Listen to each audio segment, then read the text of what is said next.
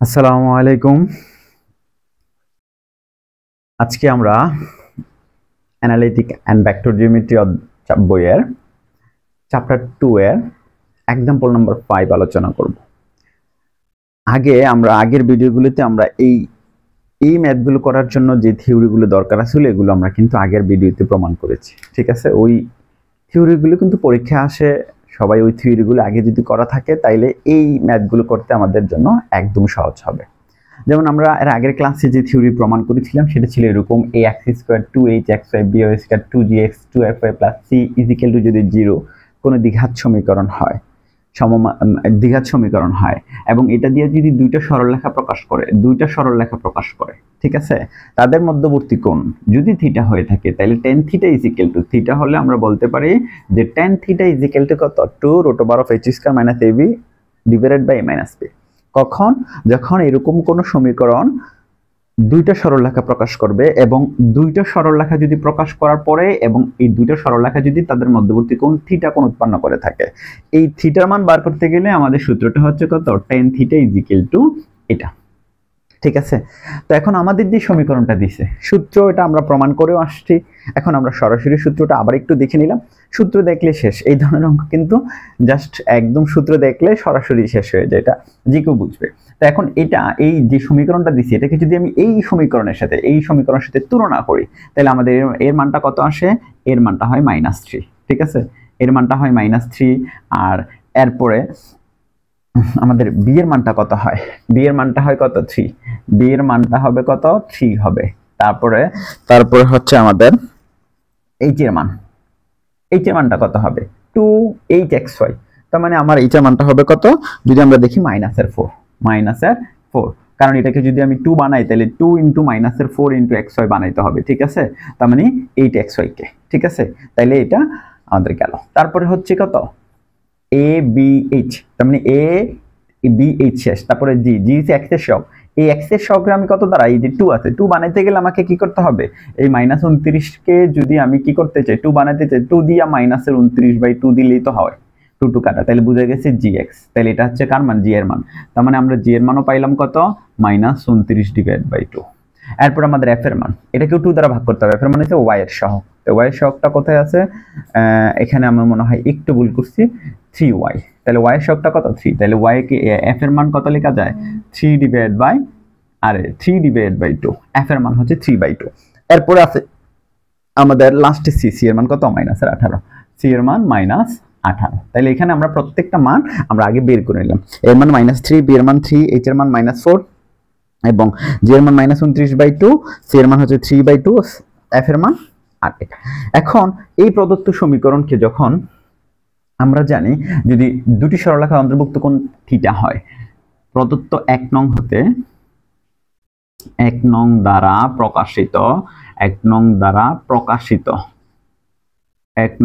প্রকাশিত দুটি সরলরেখার অন্তর্ভুক্ত কোণ যদি কত হয়? অন্তর্ভুক্ত কোণ থিটা হলে আমরা এটা লিখতে পারি যে tan θ = 2√h² - ab / - b। আমরা যদি মান বসাই দিই 2, h এর মান -4 তাহলে 16, ab এর মান কত? 3 আর 3 মাইনাসের, তাহলে প্লাসে 9 হয়ে যাবে, / a - b। তাহলে এর মান কত? -3 আর b এর মান কত? 3, a - b, b এর মান কত? a - b। ঠিক, আর a + b সূত্র মনে হয় আমাদের tan θ = a + b হওয়ার কথা। ঠিক আছে, সূত্রটা কিন্তু a + b হওয়ার কথা। তাহলে a + b যদি আমরা বসাই তাহলে a + b, b এর মান কত? 3। তাহলে এটা 3 কত? 0। তো উপরে একটা মান যেটাই হোক 25 10 হবে। ঠিক আছে, কারণ 25 হলে 5 হয়ে যাবে রুট, এটা 5 দ্বারা 2 গুণ করলে 10 আর নিচে কত? 0। তাহলে এখান থেকে আমরা যেটা বুঝলাম যে tan θ = মানে আমরা এটা বলতে পারি যে tan θ = something / 0, মানে কি অসংজ্ঞায়িত না? তাহলে অসংজ্ঞায়িত মান কতর হয়? অসংজ্ঞায়িত কত ডিগ্রি মান হয়? ঠিক আছে, তাহলে এটাকে লেখা যায় tan θ = tan 90 ডিগ্রি, মানে π/2 এর মান হচ্ছে অসংজ্ঞায়িত। তার মানে এখান থেকে tan tan যদি আমরা বাদ দিয়ে দিই তাহলে থিটার মান কত π/2। এটাই আমাদের এই দুইটার অন্তর্ভুক্ত, যেহেতু কোণ বার করতে গেছি দুইটা রেখার অন্তর্ভুক্ত কোণ, জাস্ট এটাই হচ্ছে কি আমাদের মূলত কোণটা, থিটার মান কত π/2। ঠিক আছে, অর্থাৎ এখানে শুধু আমরা কি করব, জাস্ট সূত্রটা জানা রাখবে। শুধু এটা না, এখানে অনেকগুলো ম্যাথ আছে। এখানে एग्जांपल 5 এর আগের গুলো এবং পরের কিছু ম্যাথ আছে, যারা ওই আগের যে থিওরিগুলো ভালো করে বুঝে, থিওরির সূত্রটা জানা রাখে, তারা দেখা গেছে মানগুলো বের করে সরাসরি করে ফেলতে পারবে। ঠিক আছে, আচ্ছা এখন আলোচনা করব হচ্ছে एग्जांपल 9 নিয়ে। ঠিক আছে, एग्जांपल 5 এর পরে एग्जांपल 9। एग्जांपल 9 এ যেটা বলতেছে যে x² + 6x² + 9y² + 4x + 12y - 5 = 0। এইটা আবার কি দুইটা সরলরেখা তো প্রকাশ করবেই। এখন আমাকে প্রমাণ করতে কইছে এটা একজোড়া সমান্তরাল সরলরেখা, শুধু দুইটা রেখাই না, সমান্তরাল সরলরেখা প্রকাশ করে। এখন এবং উহাদের দূরত্ব ধরলাম এটা একটা রেখা, এটা একটা রেখা, দুইটা কি রেখা, সমান্তরাল রেখা। সমান্তরাল রেখার ফর্মটা কি আমরা জানি? সমান্তরাল রেখার ফর্মটা হচ্ছে এরকম হবে, y = mx + c, এটা c1 হবে, এটা সেম হবে y = mx + c2। মানে এই ধ্রুবক দুটো চেঞ্জ হবে, বাকি সবকিছু ঠিক থাকবে। আবার যদি কেউ বলে না আমি এভাবে প্রকাশ করব ax + by + c1 = 0, আর এটা হবে কত, ax + by + c2 = 0। অর্থাৎ কি হবে, প্রথম যে অংশটা x y এর সহগ সেম হবে সমান্তরাল রেখার, এটি একটা বৈশিষ্ট্য। অথবা আমরা এটাও বলতে পারি যে এটার ঢাল আর এটার ঢাল কি হবে, সমান হবে। এটার ঢাল যত হবে এটার ঢাল কি হবে, তত হবে। মানে দুইটা রেখার ঢাল সমান হইলেও রেখা দুইটা কি হয়, সমান্তরাল হয়। তার মানে এখান থেকে যে রেখা দুইটা আমরা বের করব, তাহলে প্রথমে আমাদের রেখা দুইটা তো আগে জানা লাগবে যে রেখা দুইটা কি। এইখান থেকে ক্যালকুলেশন করে আমাদের আগে কি করতে হবে, রেখা দুইটা জানা লাগবে। ঠিক আছে, এখন আমরা রেখা দুইটা কিভাবে বের করি একটু দেখি।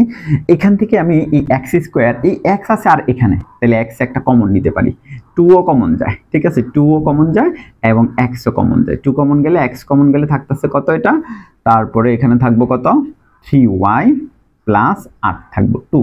ঠিক আছে, আমি x টাকে একটু এদিকে লিখলাম, ঠিক আছে, বুঝার জন্য একটু এদিকে লিখলাম।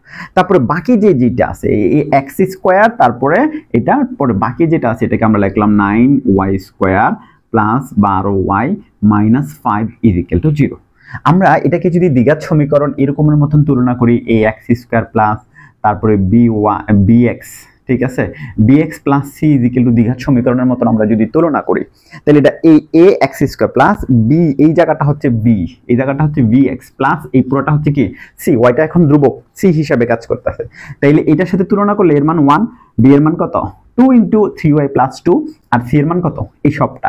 তো এটার যে সমাধানটা আমরা যেটা জানতাম -b ± কত, b² - 4ac / 2, এটাকে যদি সমাধান করি তাহলে এটা হয় না। তাহলে এইটাকে যদি আমরা এখন সমাধান করি আমাদের কোনটা হবে, তার মানে সেম ভাবে যদি কাজ করি তাহলে x = -b -2b, মানে এটা, ঠিক আছে, x এর সহগ -b ± b² মানে কি 2 × 3y + 2, পুরোটার মধ্যে স্কয়ার, তাহলে এটাকে 4 বানাই দিই, এটা স্কয়ার দিয়ে দিই, b² - 4, এর মান কত 1, c এর মান কত, c এর মান হচ্ছে এটা 9y², তারপরে প্লাসের 12y মাইনাসের 5, এটা হচ্ছে c। ডিভাইডেড বাই কত ছিল, ডিভাইডেড বাই কত আমাদের, ডিভাইডেড বাই হচ্ছে 2 × a, এর মান কত 1। তাহলে আমরা একটু কাজ করি, -2 একটা যদি আমরা এখান থেকে কমন নেই, -2 এখান থেকে যদি 2টা কমন নেই, 3y + 2, তাহলে এখানে আচ্ছা কাজ করি, এখানে এইখান থেকে যদি আমি 2 কমন নেই, 4 কমন নেই, 4 কমন নিলে এটা কত থাকবে, 4 কমন নিলে কিন্তু 4টা এই প্লাস মাইনাস এই 2 হয়ে বের হয়ে যাবে। এখানেও 4 আছে, এখানেও 4 আছে, তাহলে 2 হয়ে বের হয়ে গেল।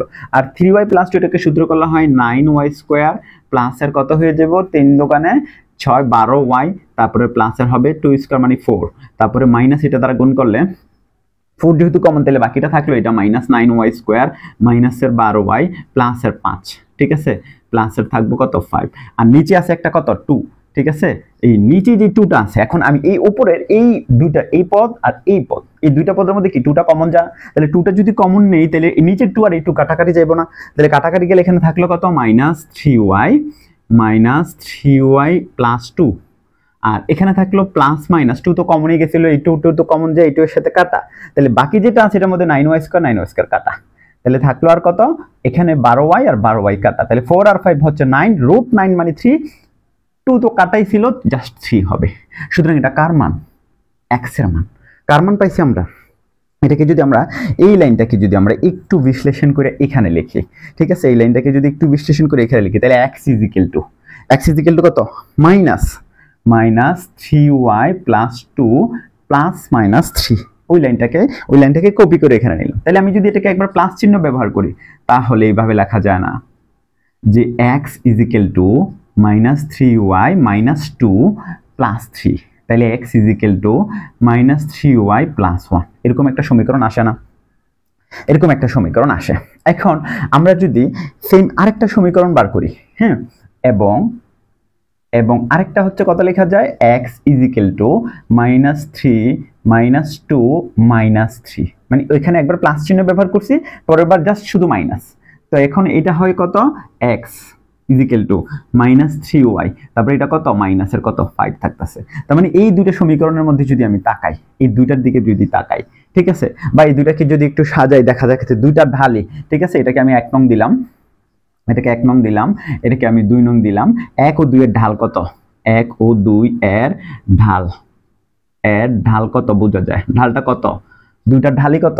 আমি যদি এটাকে y = mx + c আকারে প্রকাশ করি, তাহলে ঢালটা কত হয়? এখান থেকে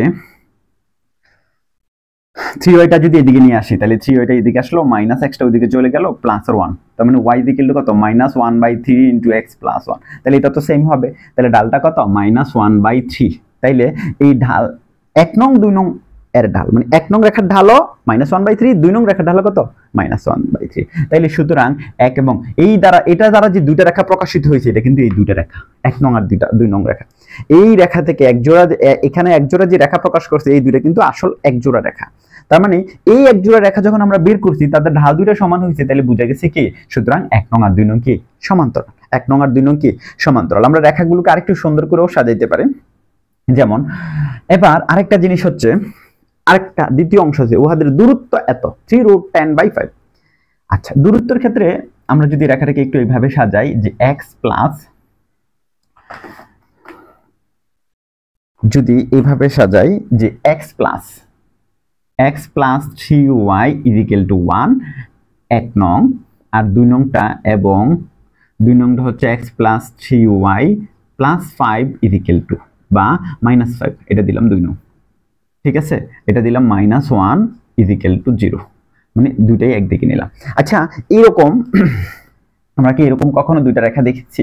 যখন এরকম দুইটা রেখা সমান্তরাল রেখা হয়, ax + by + c1 = 0, আবার ax + by + c2 = 0, এটা একটা রেখা, এটা একটা রেখা। যদি দুইটা রেখা সমান্তরাল হয়, তাদের মধ্যবর্তী যে দূরত্ব, সমান্তরাল দুইটা রেখার মধ্যবর্তী দূরত্ব, modulus c1 - c2 / a² + b²। ঠিক আছে, কেন মডুলাস? কারণ সমান্তরাল রেখা দ্বয়ের মধ্যবর্তী দূরত্ব তো আর নেগেটিভ হবে না। তাহলে সেই অনুযায়ী 1 নং আর 2 নং রেখার মধ্যবর্তী দূরত্ব, ঠিক আছে, সুতরাং মধ্যবর্তী দূরত্ব, তাদের মধ্যবর্তী দূরত্ব যদি আমরা চিন্তা করি, দূরত্ব = মডুলাস c1 - c2। তাহলে c1 যদি 5 কে ধরি, c2 ধরি, এটাকে ধরি, তাহলে কত হচ্ছে? 5 + 1 হয়ে যাব, ঠিক আছে, মাইনাস দিলে, আর √a² + b², a বলতে x এর সহগ, b বলতে y এর সহগ, 3² 1² আর 3² মানে √10 হবে। হ্যাঁ, 1² + 3² মানে √10, তাহলে লেখা যায় 6/√10। কিন্তু প্রমাণে তো এটা নাই, প্রমাণে দিয়েছে 3√10/5। তো এটা কিভাবে বানান? এটা বানানোর জন্য আমি একটা √10 দ্বারা গুণ করি, তাহলে 6 × √10, আর দুইটা √10 দ্বারা গুণ করলে নিচেটা 10 হয়ে যাবে। তাহলে এটাকে একটু কাটাকাটি করলে কি হয়? এটাকে একটু কাটাকাটি করলে এটা 3√10/5 হবে, ঠিক আছে। তার মানে এটাই হচ্ছে আমাদের নির্ণয় দূরত্ব, ঠিক আছে। তাহলে প্রথমে আমাদের কি করতে হবে? এই সরলরেখা থেকে এক জোড়া সরলরেখা যেটা প্রকাশিত হয়েছে, এটা থেকে যে এক জোড়া সরলরেখা প্রকাশিত হয়েছে, সেই এক জোড়া সরলরেখা আমাদের আগে বের করতে হবে। বের করার পরে আমাদের চিন্তা করতে হবে এরা কি, এরা অবশ্যই সমান্তরাল রেখা প্রকাশ করে। কিভাবে? এদের যে দুইটা রেখা পাইছি তাদের ঢাল সমান, তাদের ঢাল সমান হলে তারা এক জোড়া রেখা প্রকাশ করবে। আর যেহেতু এরা সমান্তরাল, আর সমান্তরাল দুইটা রেখার মধ্যবর্তী দূরত্ব ছিল এটা, সমান্তরাল দুইটা রেখার মধ্যবর্তী দূরত্ব হচ্ছে এটা, যেহেতু এখানে এটা একটা সমান্তরাল রেখা, এটা একটা সমান্তরাল রেখা, তাদের দূরত্বটা আমরা বের করে দেখলাম এটা, তার মানে তারা বলছিল এটা প্রমাণ করার জন্য, ঠিক আছে। তাহলে এটা হচ্ছে দ্বিতীয় অংশ।